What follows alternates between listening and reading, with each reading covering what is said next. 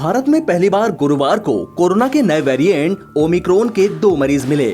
इन दोनों मरीजों में से एक की ट्रैवल हिस्ट्री के बारे में जब पता किया गया तो बड़ा ही कंफ्यूजन पैदा हुआ। इस बात ने ज्यादा परेशान कर दिया कि दूसरे नंबर का मरीज जब विदेश गया ही नहीं तो फिर वो कैसे इस वायरस की चपेट में आया। इस बात को लेकर स्वास्थ्य विभाग और बेंगलुरु महानगर पालिका के अधिकारी चिंता में आ गए कि मरीज नंबर 2 कोरोना वायरस के ओमिक्रॉन वेरिएंट से कैसे संक्रमित हो गया। कर्नाटक के स्वास्थ्य मंत्री डॉक्टर के सुधाकर ने पुष्टि की है कि जो पहला मरीज मिला उसकी ट्रैवल हिस्ट्री में साउथ अफ्रीका शामिल था, लेकिन दूसरा मरीज एक स्थानीय निवासी है। उसकी अंतर्राष्ट्रीय यात्रा की कोई हिस्ट्री नहीं है। इस मरीज के बारे में बेंगलुरु महानगर पालिका का कहना है कि मरीज नंबर 2 की रिपोर्ट में कहा गया है कि वह बेंगलुरु के रहने वाले हैं। वह 44 साल के हैं, हेल्थ केयर वर्कर के तौर पर काम करते हैं।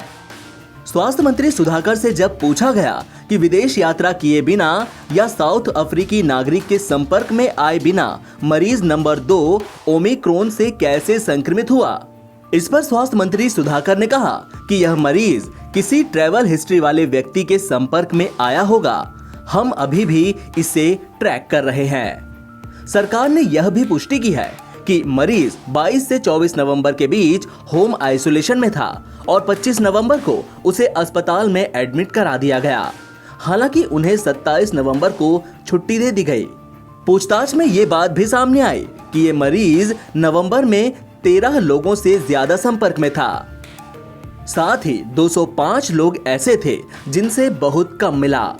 कर्नाटक की तकनीकी सलाहकार समिति के एक सदस्य ने कहा कि यह संभव है कि प्रतिबंध लगाने से पहले ओमिक्रॉन संक्रमित मरीज राज्य में प्रवेश कर गया हो। आपको बता दें कि भारत समेत दुनिया भर के 29 देशों में कोरोना वायरस का नया वेरिएंट ओमिक्रॉन पहुंच चुका है। दुनिया भर में इस संक्रमण के करीब 400 मामले सामने आ चुके हैं। पिछले एक हफ्ते में दुनिया में 70% मामले यूरोप से हैं। भारत में भी कोरोना के 2 मामलों की पुष्टि हो चुकी है।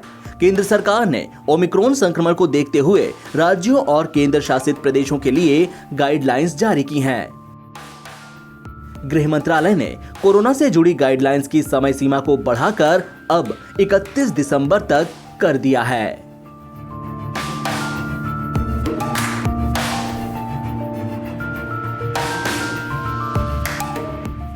एनबीटी ऑनलाइन की रिपोर्ट।